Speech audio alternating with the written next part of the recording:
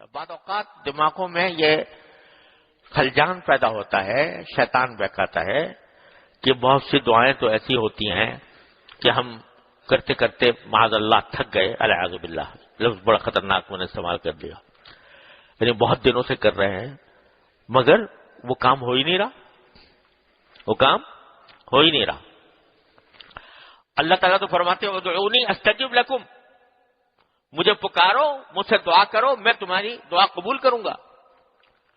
اور اذا سألک عبادی انی فانی قریب، جب میرے بندے تم سے میرے بارے میں پوچھے تو کہتا ہوں میں تمہارے بہت قریب ہوں۔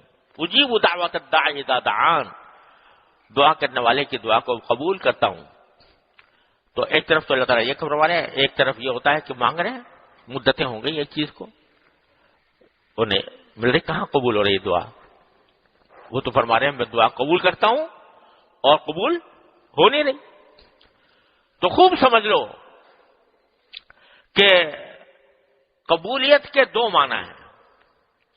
ایک قبولیت کے معنی یہ ہے کہ دعا بذات خود ایک عبادت ہے، بذات خود ایک ثواب کا کام ہے، کچھ بھی مانگو اللہ تعالیٰ سے وہ عبادت ہے۔ الدعاء هو العبادہ، بعض روایتوں میں آتا ہے دعا بذات خود عبادت ہے۔ چاہے دنیا کی چیز مانگ رہے ہو، یا اللہ مجھے بھوک لگ رہی ہے، کھانا اچھا کھلا دیجیے، یہ مانگ رہے ہو، اس پر بھی ثواب، یہ بھی عبادت ہے اور اس پر بھی ثواب ملے گا۔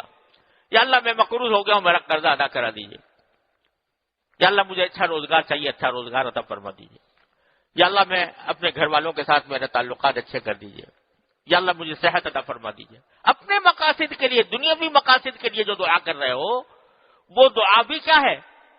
عبادت ہے، ثواب ہے۔ جتنی دعا کرو گے اتنی ثواب۔ تو ایک قبولیت تو فوراً بلا تاخیر ہر دعا کے اندر ہو جاتی ہے۔ کیا قبولیت ہو جاتی ہے کہ وہ عمل اللہ تعالیٰ کے عمل صالح لکھا گیا، ابتغوا الیہ الوسیلہ میں داخل ہو گیا، اس وسیلے میں داخل ہو گیا جو بندے کو اللہ کے قریب کرتا ہے۔ تو ایک تو استجابت یہ ہوئی کہ ثواب، دوسری استجابت یہ ہوئی کہ اس دعا کے نتیجے میں اللہ تبارک و تعالیٰ کے قرب حاصل ہو گیا، اللہ لگتا ہے تعلق مضبوط ہو گیا۔ ایک مرتبہ مانگا تم نے اللہ تعالیٰ سے تو ایک تعلق پیدا ہوا، دوسری مرتبہ مانگا دوسرا تعلق، تیسری مرتبہ مانگا تیسرا تعلق، چوتھا مرتبہ مانگا چوتھا تعلق۔ تو تعلق اور اللہ تعالیٰ کی بارگاہ میں حاضری، یہ جتنا مانگو گے اتنی ہی بڑھتی جائے گی، اتنی بڑھتی جائے گی، اور جتنی حاضری بڑھتی جائے گی اتنا اس باری تعالیٰ کے ساتھ تعلق مضبوط ہوتا جائے گا۔ جب تعلق مضبوط ہوگا تو دھیان اس کی طرف رہے گا، دھیان ان کی طرف رہے گا، تقویٰ پیدا ہوگا انشاءاللہ۔ تو ایک تو استجابت یہ ہے، اس سے کوئی کسی دعا میں تخلف نہیں ہوتا، یعنی ہر دعا کے اندر یہ دو فائدے حاصل ہوتے ہیں، اجر اور اللہ تعالیٰ کے ساتھ تعلق کی مضبوطی۔ اب رہی وہ بات جو تم مانگ رہے ہو وہ ملے، تو بھائی تم کیا اور تمہاری عقل کیا اور تمہاری سمجھ کیا؟ تم اپنی عقل سے اپنی سمجھ سے ایک چیز مانگ رہے ہو، ہے وہ تمہارے لیے مہلک۔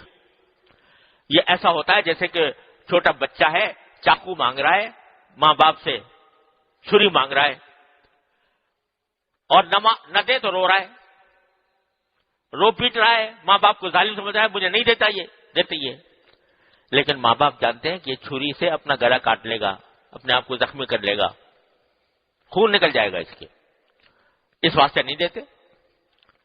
تو وہ تو کیا سمجھ رہا ہے بیوقوف کہ میرے ساتھ ظلم ہو رہا ہے۔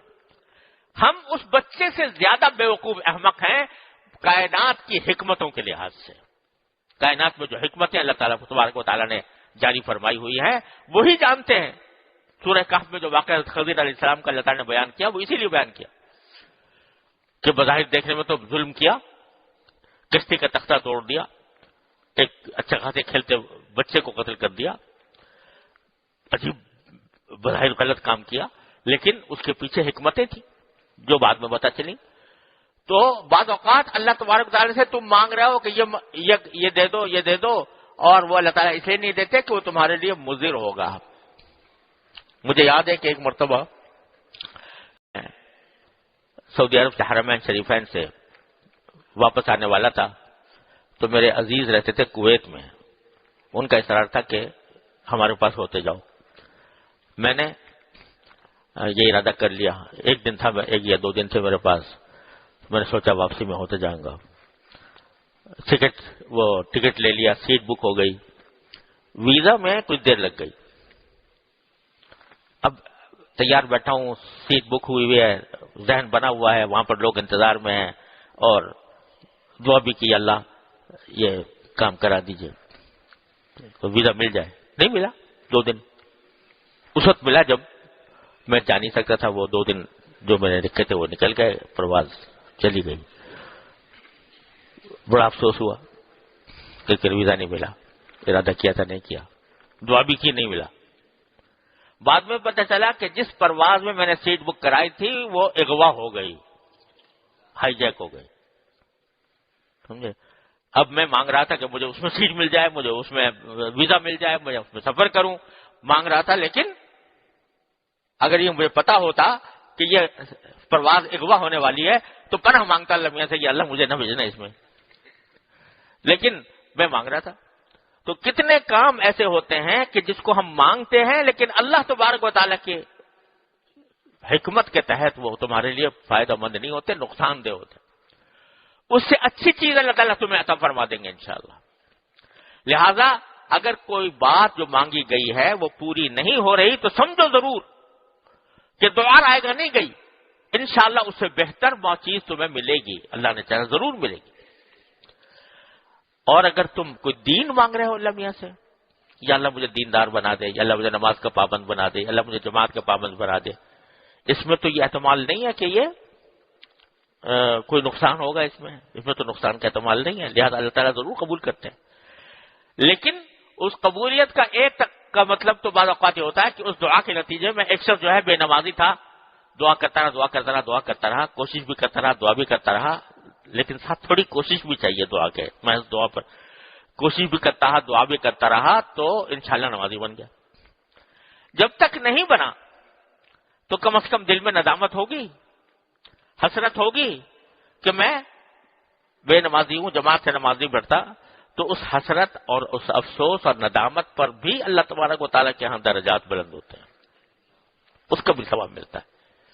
اگر بندہ کوئی جان بوجھ کر بے ہمت ہے اور کوئی کام نہیں کر پایا, تو میں نے عرض کیا تھا نا حسرت نایافت, جیسا سنایا تھا آپ کو ایک آدمی کا, حسرت نایافت, میں کر نہیں سکا.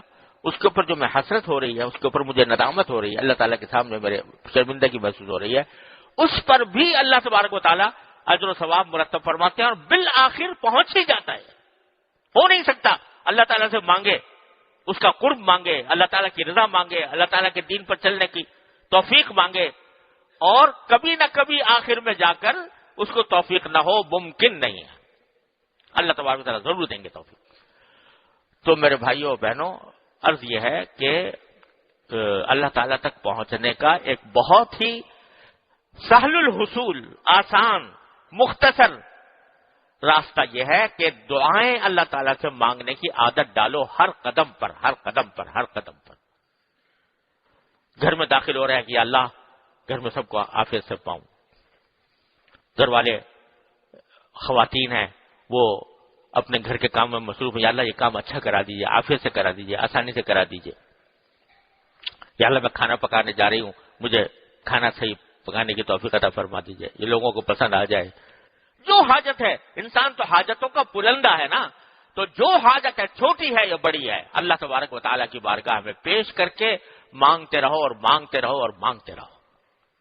جتنا مانگو گے اتنا ہی اللہ تبارک و تعالیٰ کا قرب حاصل ہوگا. حضرت تھانوی رحمۃ اللہ علیہ فرماتے ہیں, ایک مرتبہ مجلس میں فرما رہے تھے کہ اللہ تعالیٰ کے ہاں دینے کی کوئی کمی نہیں ہے. کوئی جھولی پھیلانے والا ہو تو اس کے ہاں دینے کی کمی نہیں ہے. تو حضرت مجذوب صاحب حضرت کے خاص خلفاء میں سے تھے, وہ بیٹھے ہوئے تھے. حضرت کسی کے پاس جھولی نہ ہو تو کیا کرے, کسی کے پاس جھولی نہ ہو تو کیا کرے. فرمایا جھولی بھی انہی سے مانگے, جھولی بھی انہی سے مانگے. یا اللہ مجھے دعا مانگنے آتی نہیں ہے, مجھے دعا مانگنا سکھا دیجیے.